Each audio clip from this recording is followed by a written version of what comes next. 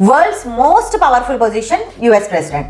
US presidential రేస్లో అటు Trump ఇటు కమలా హారిస్ నేనంటే నేను అని చెప్పి they both are eager to create records. Trump ఎలా రికార్డ్ క్రియేట్ చేస్తాడు అంటే if he becomes the president, ఓడిపోయి గెలిచిన ఫస్ట్ ప్రెసిడెంట్ ఇన్ ద యుఎస్గా he will create a record. అంటే అంటాం కదా సింహం 2 అడుగులు వేసేది 4 అడుగులు ముందుకేయడానికి అని. సో ట్రంప్ ఏంటంటే నేనే ఆ సింహాన్ని అని మనందరికీ చెప్పాలని హీఈస్ వెయిటింగ్ అనమాట. ఇక కమలా హారిస్ తెలిసిందే, she wants to be the first women president of the US. So she wants to create record that way. ఇక యుఎస్ మనం ఒప్పుకున్నా ఒప్పుకోకపోయినా, ఎవరు పెద్దరికం వాళ్ళకి ఇచ్చినా ఇవ్వకపోయినా వాళ్ళే పెద్ద, వాళ్ళే బిగ్ బాస్, వాళ్ళే బిగ్ బ్రదర్. పంచాయతీలు పెట్టినా వాళ్ళే, తీర్చినా వాళ్ళే. కాబట్టి ఇప్పుడు వరల్డ్లో 3 మోస్ట్ హ్యాపెనింగ్ కాన్ఫ్లిక్ట్స్ చూద్దాం. Russia, Ukraine, Iran, Israel, India, Canada. So ఈ 3 కాన్ఫ్లిక్ట్స్ యుఎస్ న్యూ ప్రెసిడెంట్గా ట్రంప్ వస్తే ఈ 3 కాన్ఫ్లిక్ట్స్ డైనమిక్స్ ఎలా చేంజ్ అవుతాయి, అటు కమలా హారిస్ వస్తే ఈ 3 కాన్ఫ్లిక్ట్స్ డైనమిక్స్ ఎలా చేంజ్ అవుతాయి అనేది మనం మాట్లాడదాం. ఇంకొక ఇంట్రెస్టింగ్ బిట్ ఏంటి అంటే వీళ్ళిద్దరిలో ఎవరు వస్తారు అంటే అమ్మో నెక్ టు నెక్ అసలు ఎవరికీ తెలీదు అంటున్నారు.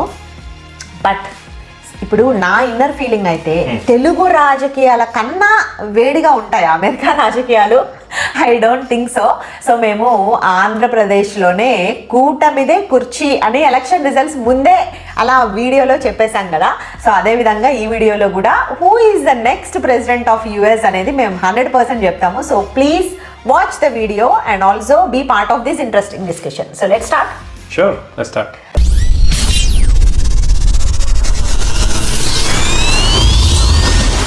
సో అయితే ఈ 3 కాన్ఫ్లిక్ట్స్లో let start with Russia, Ukraine. Okay. So Russia, US వీళ్ళిద్దరూ సూపర్ పవర్స్. సో యుఎస్ రష్యాకి ఎప్పుడు యాంటీయే, they are supporting Ukraine. Trump వస్తే కానీ రష్యా యుక్రెయిన్ వార్ అనేది ఆల్మోస్ట్ 2.5 years నుంచి నడుస్తూనే ఉంది, తెగట్లేదు అసలు.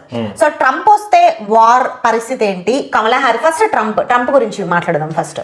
సో అసలు బిఫోర్ ట్రంప్ వస్తే ఏమవుతుంది అనే దానికన్నా ముందు అసలు వార్ ఎందుకు స్టార్ట్ అయింది, దీనికి కొద్ది బ్యాక్గ్రౌండ్ ఆలోచిస్తే ఇది వరల్డ్ వార్ 2 తర్వాత యుఎస్ రష్యా సూపర్ పవర్స్ గా వచ్చాయి వార్ నుంచి బయటికి. యాక్చువల్గా ఇమ్మీడియట్లీ ఆఫ్టర్ వరల్డ్ వార్ 2 నువ్వు చూస్తే రష్యా బాగా అడ్వాన్స్ అయింది స్పేస్లో కానీ వెపన్స్లో కానీ యుఎస్ కన్నా ఎక్కువ అడ్వాన్స్ స్టేజ్లో ఉందన్నమాట. సో యుఎస్ వాళ్ళు ఏంటంటే ఎట్లయినా రష్యాని ఇంపాక్ట్ చేయాలి, మనమే సూపర్ పవర్గా ఉండాలని they started creating a number of things. So as part of that 1980లో రష్యా వాజ్ యుఎస్ఎస్ఆర్. సో దాన్ని బ్రేకప్ చేసేసి స్మాల్ కంట్రీస్గా కూడా చేశారు. బట్ ఈవెన్ బిఫోర్ దట్ వాళ్ళు ఏమనుకున్నారంటే యూరోప్లో ఇట్లా నెక్స్ట్ ఫ్యూచర్ మళ్ళీ కాన్ఫ్లిక్ట్ రాకుండా ఉండడానికి they created an organization called NATO, north Atlantic treaty organization. That's good. So ఈ నేటోలో యాక్చువల్గా రష్యా కూడా జాయిన్ అవ్వాలనుకుంది 1990sలో. Putin actually asked Bill Clinton at the time, but they refused. యాక్చువల్గా వాళ్ళు వార్ ప్రివెంట్ చేయాలి అనుకుంటే ఒక మేజర్ సూపర్ పవర్ని ఎట్లా ఎక్స్క్లూడ్ చేస్తారు? సో దాన్ని బట్టే మనం దాన్ని చూస్తేనే మనకు అర్థమవుతుంది they wanted to create this organization as a weapon against Russia. In the future war ఎప్పుడైనా యూరోప్లో వార్ వస్తే all these countries want to gang up on Russia. So and వాళ్ళు ఇంకొకటి ఏం చేస్తున్నారంటే ఇట్లా క్రియేట్ చేశాక స్లోగా యూరోప్లో చిన్న కంట్రీస్ని they started adding into this organization. Russia ఎప్పుడు చాలా కంప్లైంట్ చేసేది, ఎందుకంటే you are expanding NATO expand చేయాల్సిన అవసరం లేదు, వార్ అయిపోయాక అసలు ఇప్పుడు మనకి అవసరమే లేదు అని వాళ్ళు కాన్స్టెంట్గా చెప్తూనే ఉన్నారు. అండ్ ఫైనల్ స్ట్రా ఏంటంటే యుక్రెయిన్ కూడా I want to join NATO అని, they also want to join Ukraine in NATO అని బయటకు వచ్చేసరికి ఇంకా రష్యా ఏముందంటే Ukraine is right next to Russia. So if నేటోలో యుక్రెయిన్ పార్ట్ అయితే వాళ్ళ బోర్డర్కి కంప్లీట్గా నేటో వచ్చేస్తుంది. It's like India Pakistan border, they stare at each other. India నేటోలో కంట్రీస్ కి they will have more access to Russia. So buffer zone లేదు, Russia ఒప్పుకోదు. సో రష్యా ఒప్పుకోదు. సో అంటే పుతిన్ కి that is one of the reasons he says he invaded Ukraine. ఇది February 2022లో. But ఇంకా 2-3 reasons ఏమున్నాయంటే actually యుక్రెయిన్లో ఆ eastern part where he invaded, Putin invaded, అందులో చాలా ఎక్కువ రీసోర్సెస్ ఉన్నాయి, మినరల్స్ అండ్ ఆయిల్. సో దాని వల్ల రష్యాకి చాలా లాభం. So he also wanted to capture that is an other thing that he was ఐయింగ్ because of the war. So అంటే what మన ఎవర్ ఇంట్లో క్లీనర్ కూడా చెప్పింది ఏంటంటే యుక్రెయిన్ కదా, సో రష్యన్ స్పీకింగ్ వాళ్ళు కూడా ఉంటారు చాలా మంది. Exactly it's like India Pakistan కలిసి ఉండి తర్వాత స్ప్లిట్ అయినట్టే Ukraine Russia was part of USSR కదా. సో ఆ బోర్డర్ ఏరియాస్ లో చాలా మేజర్ టౌన్స్ లో ప్యూర్లీ రష్యన్ స్పీకింగ్ పీపుల్ ఉన్నారు. వాళ్ళ కోసం కూడా వాళ్ళు కూడా we also want to be part of Russia, we don't want to be part of Ukraine అని అనటం, వెదర్ దట్ ఈస్ ప్రాపగాండానా లేకపోతే అది నిజమా లేదా అనేది మన ఎవరికి తెలియదు. US says one thing, Russia says another thing, but Russian speaking people అయితే ఉన్నారు అక్కడ, that is fact. So yeah, వాళ్ళు కూడా మాలో కలవాలి, వాళ్ళు మా రష్యాకే చెందుతారని అనుకొని one of the other reasons is what you mention. So ఈ ఫిబ్రవరిలో వార్ స్టార్ట్ చేశారు. వార్ స్టార్ట్ చేశాక యుఎస్ ఒక మంచి ఆపర్చునిటీ చూసుకుంది, ఎందుకంటే యుఎస్ఎస్ఆర్ని బ్రేక్ చేశాక రష్యా మళ్ళీ ఇప్పుడే స్లోగా ఎదగటం స్టార్ట్ చేసింది. సో ఇట్లా ఒక వార్లో ఈ కంట్రీని ఇన్వాల్వ్ చేసి ఆ రష్యా రిసోర్సెస్ని, మ్యాన్ పవర్ని అన్ని డ్రైన్ చేయొచ్చని యుఎస్ అనుకుంది. That is the primary objective of US. So వాళ్ళు క్లియర్గా యుక్రెయిన్కి సపోర్ట్ చేయడం స్టార్ట్ చేశారు. ఇప్పటి వరకు $65 billion ఇచ్చారు in terms of weapons. Money ఇవ్వలేదు కదా, only weapons. They gave part of 65 billion is selling weapons, and a little bit of that is also money to అంటే ఇన్ఫ్రాస్ట్రక్చర్ మెయింటైన్ చేయడానికి కానీ, రిసోర్సెస్ ని మెయింటైన్ చేయడానికి కానీ కొంచెం మనీ కూడా ఉంటుంది. How much of it is US ఎవరికి వెపన్స్ ఇచ్చినా, ఇప్పుడు ఏ వార్ లో ఏ కంట్రీకి యుఎస్ వెపన్స్ ఇచ్చినా కూడా, ఇప్పుడు యుఎస్ వెపన్ మ్యానుఫ్యాక్చరర్స్ అందరూ యుఎస్ వాళ్ళే, యుఎస్ కంపెనీసే. కాంగ్లోమెరేట్ ఉంటది కదా, సో ఆ కంపెనీసే big companies. So US government US లో వాళ్ళ కంపెనీస్కే డబ్బులు ఇస్తుంది, డబ్బులు ఎక్కడ బయటకు వెళ్ళట్లేదు, ఆ వెపన్స్ తీసుకొచ్చి బయట వాళ్ళకి ఇస్తారు, అట్లా కూడా దే మేక్ మనీ. యా, అంటే US economy is completely built on war. ఏదో ఒక వరల్డ్ లో ఏదో ఒక కాన్ఫ్లిక్ట్ నడుస్తున్నంత వరకు యుఎస్ చాలా ప్రాస్పరస్ గా, ఎకనామికల్ గా లాభపడుతూ ఉంటది అనమాట. సో అది వాళ్ళకి అది ఒక సెకండ్ అడ్వాంటేజ్. ఫస్ట్ ఏమో రష్యాని వీకెండ్ చేయాలి. సంహౌ వాళ్ళు ఏంటంటే ఇట్లా వార్లో ఇన్వాల్వ్ అయితే రష్యాలో people they will revolt against Putin and పుతిన్ని దించేస్తారు. పుతిన్ని దించేసి ఇంకెవరైనా వచ్చారనుకో, then they can easily control that other person. వాళ్ళు ఏంటంటే అట్లా ఒక కంట్రీలో అట్లా ఏదైనా రివోల్ట్ వచ్చినప్పుడు దే విల్ ఎన్ష్యూర్ దట్ వాళ్ళకి కొద్దిగా ఫేవరబుల్గా ఉండే క్యాండిడేట్ని లీడర్ లాగా చేసేలాగా వీళ్ళు ఆల్వేస్ చేస్తారు అనమాట. సో అట్లా అయిపోయి ఉంటే ఏంటంటే ఫైనల్గా they can easily control Russia. So that was an other thing that your thinking. So ఇదంతా కూడా ఫస్ట్ 1 year పర్ఫెక్ట్గా ప్లాన్ ప్రకారం వెళ్ళింది. రష్యాలో చాలా మిలిటరీగా చాలా లాసెస్ వచ్చాయి, వెపన్స్ చాలా ఖర్చు చేశారు, they were bleeding lot of money also. Almost $1 billion per day ఖర్చు అయ్యేది రష్యాకి ఇనిషియల్ డేస్లో. అండ్ ఆల్సో వీళ్ళు ఇట్లా వార్ చేయడం వలన రష్యా మీద చాలా శాంక్షన్స్ వేశారు, వాళ్ళ అవుట్ సైడ్ రష్యా అసెట్స్ అన్నిటిని ఫ్రీజ్ చేశారు. వరల్డ్ మొత్తం ఒక రష్యాకి అగైన్స్ట్ వెళ్ళిపోయింది. They actually US forced Europe to not take Russian oil. అప్పుడు మనకి కొన్ని మంత్స్ అయితే not us in UK but Germany, France వాటిల్లో హీటింగ్ బిల్స్ చాలా పెరిగిపోయాయి, బికాజ్ డైరెక్ట్లీ రష్యన్ ఆయిల్ ఆగిపోయింది అప్పుడు. సో వీటన్నిటి వలన ఫస్ట్ 1 year చాలా సఫర్ అయ్యారు రష్యన్స్. పుతిన్కి కూడా చాలా బ్యాడ్ నేమ్ వచ్చింది, he was under lot of pressure. But slowly ఏంటంటే రష్యన్ ఎకానమీ చాలా రెసిలియంట్ అయింది. దానికి main reason India and China supporting Russia. So నువ్వు అన్నట్టుగా మోస్ట్ లాభం ఎవరికి వచ్చింది ఈ వరల్డ్ అంటే ఇండియాకి. ఎందుకంటే what India did is Russian oil యూరోప్కి డైరెక్ట్గా అమ్మట్లేదు కాబట్టి ఇండియా స్టార్టెడ్ బయింగ్ ఆయిల్. దాని గురించి కూడా యూఎస్ వాళ్ళు చాలా గోల్ చేశారు, how can you buy oil, you are encouraging war అది ఇదని. బట్ ఇండియా ఒప్పుకోలేదు అసలు. మాకు 1.4 billion పీపుల్ ఉన్నారు, మా జీడిపి £2,000 or $2,000. ఎన్ని మౌత్స్ అనే ఫీడ్ చేయడానికి మేము. So when there is an oil out there which is cheaper, why should we not buy? So India ఎట్లయినా ఒప్పుకోలేదు, దే గాట్ ఇట్. లేటర్ ఏం చేశారంటే actually they buying so much oil, they are refining lot of that oil in India and then they are selling it to Europe. అదే so అదే అంటే ఇప్పుడు US ఏం చెప్పిందంటే Russia should not sell oil to Europe directly. So అందుకే ఇప్పుడు India ఏం చేసింది అంటే రష్యా నుంచి ఆయిల్ తీసుకొని రిఫైన్ చేసి యూరప్ కి పంపించారు. సో ఇది యూరోప్ కి కూడా చాలా favourable, because then they don't have to purchase oil expensively from other places. And ఇండియాకి చాలా లాభం ఎకనామికల్ గా. And Russia is also having profit because they are selling all of their oil again through India. And అట్లానే కాకుండా Putin కూడా చాలా economical measures implement చేశాడు, ఎకనామీని చాలా రెసిలియంట్ చేశాడు. So Russia is actually growing almost 3.6%. యూరోప్లో అండ్ ఈవెన్ యుఎస్తో compare చేస్తే కూడా this is bigger growth compare to any of these other countries. Even though they are in a full fledged war, they were growing at 3.6%. So final గా plan flop అయింది. So now ఇప్పుడు ఏంటంటే Trump వస్తే నువ్వు అన్నట్టుగా first of all Trump and Putin are buddies. Trump likes Putin, even దో యుఎస్లో Russia అంటే enemy అట్లా చూస్తారు. కాకపోతే ట్రంప్ ఈజ్ ఏ వెరీ ఎట్లా అంటే is an out of box thinker. ఇప్పుడు he's not afraid that people in US will think why is he friends with enemy state, అట్లా ఆలోచించాడు. He's a very outside thinker. So అందుకని డైరెక్ట్గా he doesn't care. He praises Putin. He says Putin is a great guy. He acknowledges that he has some problems, but he says, I have a good relationship with Putin. So definitely, he will continue that relationship. So definitely, and he, on the record, ఆయన ఏం చెప్పాడంటే, if I'm president, I will stop the war in 24 hours అన్నాడు. Trump. 24 hours. 24 hours అన్నాడు.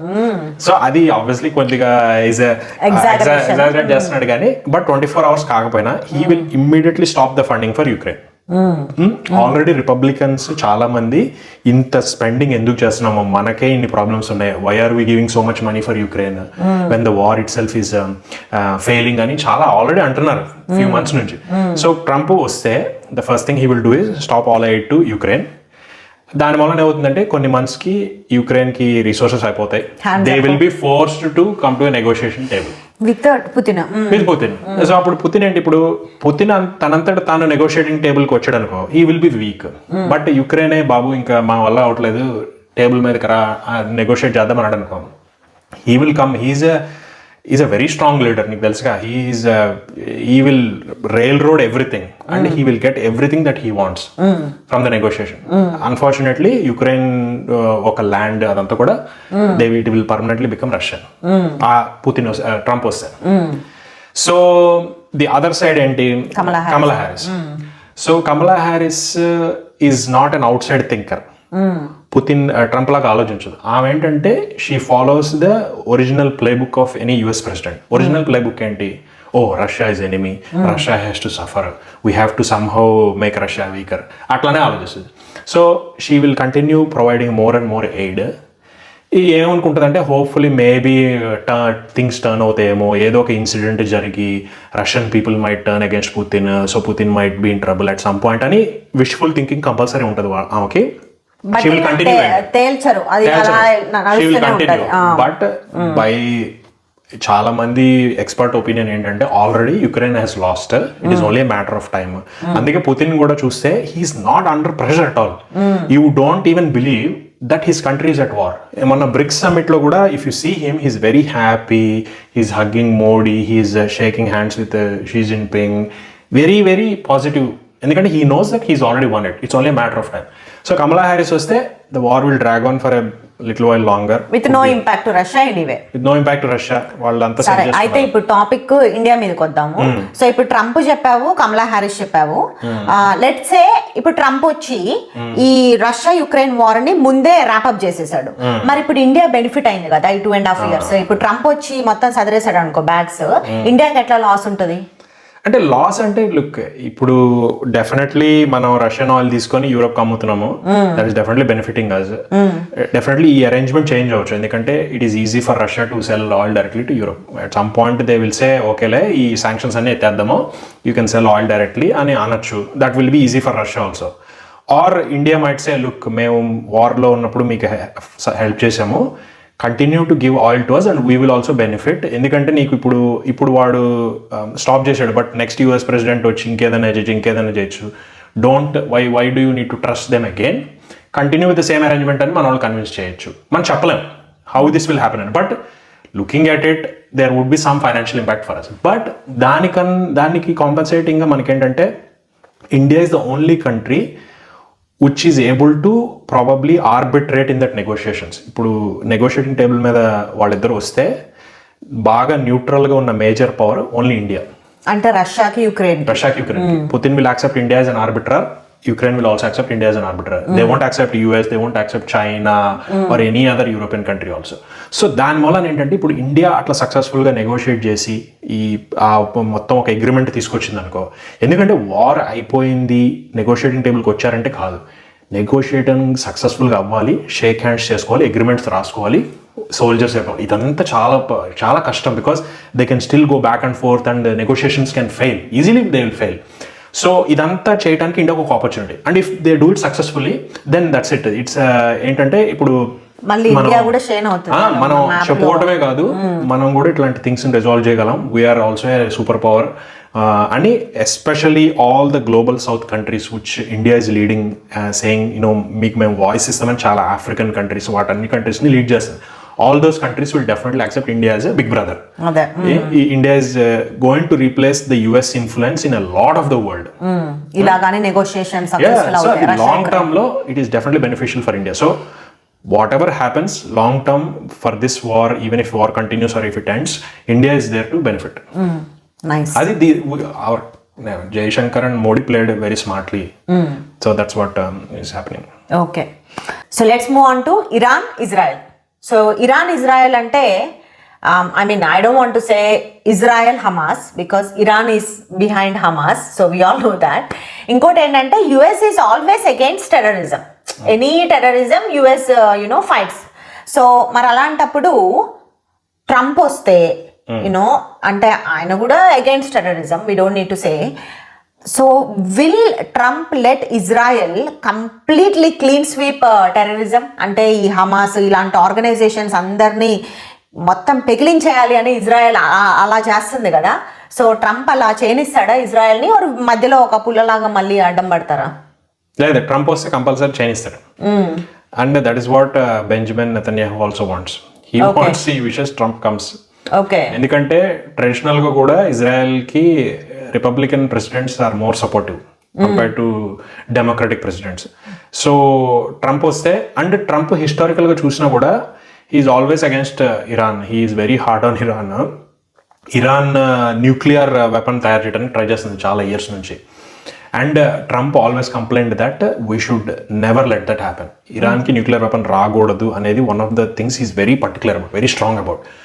So ఈ వార్లో Israel objectives ఏంటంటే Hamas and హెజ్బుల్లాని కంప్లీట్గా ఎలిమినేట్ చేయటం, రెండోది ఇరాన్ న్యూక్లియర్ కేపబిలిటీస్ని కూడా డిస్ట్రాయ్ చేయాలనేది ఇజ్రాయెల్ ఆబ్జెక్టివ్. బికాస్ ఒకసారి ఇరాన్కి న్యూక్లియర్ వెపన్ వస్తే it will be a threat for Israel for life.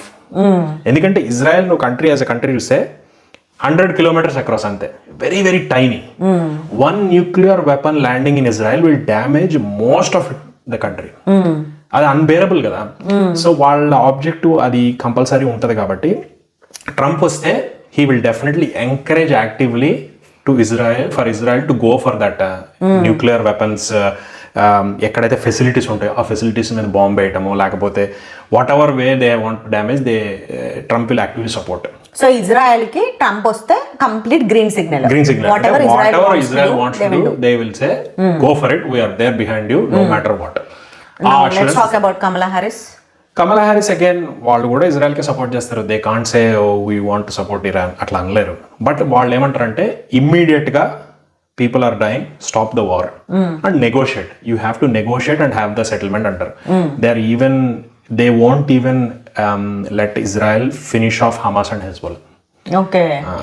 అంటే ఇప్పుడు జనరల్ గా యుఎస్ మీద ఒక పేరు ఉంటది కదా, ఏంటంటే పంచాయతీలు తెగనివ్వరు, అన్ని టెంపరీ సొల్యూషన్స్ లాగా అవుతుందేమో. ఇంకా అంటే నిప్పుని కంప్లీట్ గా ఆర్పేయకుండా అక్కడక్కడ అలా వెలుగుతూనే ఉంటదేమో ఇంకా. అంతే. ఎందుకంటే హిస్టారికల్ గా చూస్తే బరాక్ ఒబామా వచ్చినప్పుడు ఇరాన్ తో ఒక డీల్ చేసుకున్నాడు ఆయన. ఏంటంటే మీకు మేము డబ్బులు ఇస్తాం, you stop enriching uranium. Enriching uranium అంటే న్యూక్లియర్ వెపన్ తయారు చేసే ఫెసిలిటీ కేపబిలిటీస్ని మీరు స్టాప్ చేసేసేయండి అని. అప్పుడు చాలా మంది అన్నారు it is impossible to enforce that. ఎందుకంటే కంట్రీలో సీక్రెట్ గా ఎక్కడో చోట 100 feet under the ground they have bunkers, they have facilities to do that. A satellite కూడా పట్టుకోలేదు ఆ యాక్టివిటీని. సో అప్పుడే చాలా మంది రిపబ్లికన్స్ అపోజ్ చేశారు ఆ ప్లాన్ని. You cannot trust it, you are even giving money అని. అల్టిమేట్లీ అది ఫెయిల్ అయింది. ట్రంప్ రాగానే అది రివోక్ చేసేసాడు. He said no deal with Iran, they are doing this behind our backs, they are taking our money and కూడా. And that exactly what has happened. ఆ టైంలో Iran మంచిగా మనీని అంతా funneled to Hamas, it funneled to Hezbollah, and they got a lot of weapons and all that. So వాళ్ళ ప్రాక్సీస్ని అట్లా enhance చేసుకున్నారు. అందుకే ఇజ్రాయెల్కి ఈ పరిస్థితి వచ్చింది ఇప్పుడు. సో ఇప్పుడు కమలా హ్యారిస్ కూడా మళ్ళీ వెంటనే వార్ ఆపేయండి అందనుకో, హమాస్ హెజ్బుల్లా హ్యాపీగా okay let's take a break, 2-3 years కాంగ్ ఉంటారు, దేర్ ఈ group again and then they start మళ్ళీ వస్తారు. అంతే. There is no end to this until you completely eliminate అదే అవును. that is Israel's objective. That is what they so Israel ఏంటంటే ఇప్పుడు మనం సినిమాల్లో చూసినట్టు శత్రు శేషం మిగల్చకూడదు ఇజ్రాయెల్ అప్రోచ్ ఉంటుంది. సో ఇజ్రాయెల్ కి కరెక్ట్ గా సపోర్ట్ చేసేది, గ్రీన్ సిగ్నల్ ఇచ్చేది అయితే ట్రంప్. కాన్ఫ్లిక్ట్ మూలాన ఇండియా ఇంపాక్ట్ ఏంటో కూడా మనం చూద్దాం. అసలు ఇండియా ఈ కాన్ఫ్లిక్ట్ స్టార్ట్ అవడానికి కూడా one of the reasons China అంటారు. ఎందుకంటే India started infrastructure project called ఐమెక్, India middle east economic corridor అని. అంటే ఇదేంటంటే మన వెస్ట్రన్ పోర్ట్ ముంబై పోర్ట్ నుంచి గూడ్స్ని మనము డైరెక్ట్గా యూరోప్కి ట్రాన్స్ఫర్ చేయొచ్చు అనేది one of the objectives of ఐమెక్. So ఇదేంటంటే చైనాకి బెల్ట్ అండ్ రోడ్ ఇనిషియేటివ్ అని ఒకటి ఉంటుంది, దానికి కంపీటింగ్ థింగ్గా ఇది స్టార్ట్ చేశారు ఇండియా వాళ్ళు. సో చాలా మంది ఏమంటారంటే China played big part of it, అందుకే వాళ్ళు ఇట్లా చేశారని చాలా మంది చెప్తారనమాట. సో ఐమెక్ సక్సెస్ఫుల్ అయితే చైనాకి ఇబ్బంది కాబట్టి ఈ వార్ ఎంత తొందరగా కంప్లీట్ అయితే అంత తొందరగా ఐమెక్ will be up and running and that will be huge benefit for India. So war end అవ్వటం, సక్సెస్ఫుల్గా ఎండ్ అవటం, అంటే తొందరగా ఎండ్ అవ్వాలని కాదు, కంప్లీట్లీ ఈ థ్రెట్స్ అన్ని ఎలిమినేట్ అవటం, ఇజ్రాయెల్ ప్రాస్పరస్గా ఉండటం అనేది చాలా ఇంపార్టెంట్ ఫర్ ఇండియా. ఎందుకంటే Israel is corner stone for this project. So India is definitely what ever objectives Israel wants to achieve, India will fully support them. ఎందుకంటే కాన్స్టెంట్ గా ఇప్పుడు 1 year ఉండి 1 year తర్వాత మళ్ళీ వార్ స్టార్ట్ అయ్యి ఊరికే disruption ఇలాంటి వాటికి అంతమే. So that is what India will prefer. Okay so now let's move on to India Canada. So Canada prime minister అంత ఓపెన్ గా బయటకు వచ్చి అసలు ఎలాంటి హార్డ్ ఎవిడెన్స్ లేకుండా ఇండియా మీద అలిగేషన్స్ చేయడం అంటే ఇట్స్ వెరీ వియర్డ్. అదేదో చిన్నపిల్లలు యూనో ఇట్స్ వెరీ సిల్లీ, అసలు ప్రొఫెషనల్ గానే లేదు. సో దాని కెనడా అలా బిహేవ్ చేయడం వెనకాల యుఎస్ ఉంది, US is the big brother of Canada అనేది ఒక అజంప్షన్. నాకు కూడా అలానే అనిపిస్తుంది. నువ్వేమంటావు? అజంప్షన్ కదా, నా మైండ్ లో క్లియర్ ఉంది. ఎందుకంటే మీరు క్లియర్గా చూస్తే ఇదంతా రూట్ కాజ్ కూడా ఇరాన్ యుక్రెయిన్ వార్లో మనం రష్యన్ ఆయిల్ పర్చేస్ చేయడం అనేది యుఎస్ లో చాలా మందికి అసలు రష్యా యుక్రెయిన్ వార్ మన ఆయిల్ పర్చేస్ చేయడం అనేది చాలా మందికి నచ్చట్లేదు ఇప్పటికీ. ఈవెన్ దో వాళ్ళు సరేలే ఇంకా మనం ఇండియన్ ఏం చేయలేము అనుకున్నా కూడా they are very unhappy about it. And నువ్వు ఇప్పుడు చూస్తే యుఎస్కి జనరల్గా కంట్రీస్ ఎట్లా ఉండాలంటే వాళ్ళు ఏం చెప్తే అది చేయాలి, క్వశ్చన్స్ అడగకూడదు. ఎందుకంటే they have more morals, higher morals, they are better thinkers than anybody else. వాళ్ళకు ఒక సుపీరియారిటీ కాంప్లెక్స్ ఉంటుంది. సో ఇప్పుడు నువ్వు యూకే చూసినా కెనడా చూసినా they don't ask tough questions of US decisions, they just follow what US decides. So India ఒక పెద్ద country, so India కూడా అట్లానే ఉంటే వాళ్ళకి చాలా బెనిఫిట్ అని వాళ్ళు ఆలోచిస్తారు. ఫర్ ఎగ్జాంపుల్ ఇప్పుడు ఒక స్ట్రాంగ్ గవర్నమెంట్ లేకుండా ఇండియాలో ఒక government which is run by supported by few other parties, అంటే for example classic Congress party పవర్లోకి వస్తే ఇప్పుడు 3-4 పార్టీస్ మేజర్ పార్టీస్ కాంగ్రెస్కి సపోర్ట్ ఇస్తుంటాయి కదా. సో ఏంటంటే నీకు ఒక చాలా పుల్స్ ఉంటాయి, ఆ గవర్నమెంట్కి చాలా ప్రెషర్ ఉంటుంది, they can't take decisions, right, bold decisions. So and US ఎప్పుడు కూడా అట్లాంటి గవర్నమెంట్స్ ని ఇన్ఫ్లుయెన్స్ చేయడానికి ఈజీ ఉంటుంది, ఎందుకంటే they have people who are working for them in Indian government also, కొన్ని పార్టీస్కి ఫండింగ్ ఇవ్వడం, వాట్ ఎవర్. మోడీ అట్లా కాదు, he has majority on his own. He doesn't have to listen to anyone in Indian other political parties or outside. And నీకు తెలుసుగా Modi and Jaishankar message was always clear, we will do whatever is best for India. It doesn't matter what war is going on, who is fighting against who is against whose party, అసలు మాకు అదేం సంబంధం లేదు, మా పీపుల్కి ఏది మంచిదో చేస్తాం. సో ఇప్పుడు దాని మూలన ఏంటంటే ఇండియా కెనడాది it's a classic case of US trying to intimidate Indian government, US trying to bring bad name to Indian government. Simple as that. నువ్వు అన్నట్టుగా ఏ కంట్రీ ప్రైమ్ మినిస్టర్ వచ్చి డైరెక్ట్గా వేరే కంట్రీని అక్యూజ్ చేయడు, unless they are war against other country. అంటే India Pakistan అనుకోవచ్చు, అది వేరు. ఈవెన్ ఇండియా పాకిస్తాన్ కూడా ఎక్సెప్షనల్ సర్కమ్స్టాన్సెస్ లోనే అట్లా statement. And also especially putting lot at stake కదా. ఇప్పుడు ఇండియా మీద డైరెక్ట్ అలిగేషన్ చేస్తే కెనడాకే కదా loss. Exactly, and that is what is happening. ఇప్పుడు డిప్లొమాటిక్ రిలేషన్షిప్ జీరో అయిపోయింది. అవును. అండ్ ఇప్పుడు Trudeau is facing a humiliation across. ఎందుకంటే anybody who has a little bit of knowledge also will say you are doing this allegation, what is the proof? And ఆయన మొన్న last 2 weeks back parliamentary ఇంక్వైరీలో he went and directly said we don't have any hard proof, we have intelligence that India might be behind it. Intelligence అనేది you can't use it in court of law. Intelligence అనేది it can be wrong also. US had intelligence that Saddam Hussein had weapons of mass destruction. They went to war in Iraq. There are no weapons of mass destruction. That is based on intelligence. US had intelligence that Al-Qaeda and Osama bin Laden was in Afghanistan. They were searching in Afghanistan for years. Finally, Osama bin Laden was actually in Pakistan. So intelligence is not evidence. So clearly, embarrassment international అరీనాలో is completely embarrassed. ఆయన అట్లా embarrassed అయినా కూడా ఎందుకు ఆ పని చేశాడంటే clearly he got instructions from US to say కొంచెం ఇండియన్ ప్రెషర్లో పెడదాం, లెట్స్ యూజ్ దిస్. అండ్ వాళ్ళు ఏమనుకున్నారంటే ఇట్లా మన వాళ్ళు డైరెక్ట్గా ఇట్లా తేంగానే maybe India will back off, India will try to placate them little bit and say okay సరే అయితే మరి మేము మీకు కావాల్సింది కొన్ని చేస్తాము, డోంట్ డ్రాగ్. అదేలే కొంచెం కొంచెం ఇండియా మెల్లో అవుతుంది అనుకున్నారు కానీ but that's not how it is working. So ఇప్పుడు ట్రంప్ వస్తే will he let Canada do that? అంటే కెనడా అట్లాగే చేస్తూ ఉండడానికి కంటిన్యూ చేస్తాడా, ఆర్ విల్ హీ సే అంటే what is Trump's take on this? So Trump again out of box thinker. Trump doesn't get along with a lot of these State Department and other, they call it deep state within US. Deep state అంటే వీళ్ళన్నీ CIA, ఈ organisations అన్ని decades old organizations, they have their own agendas.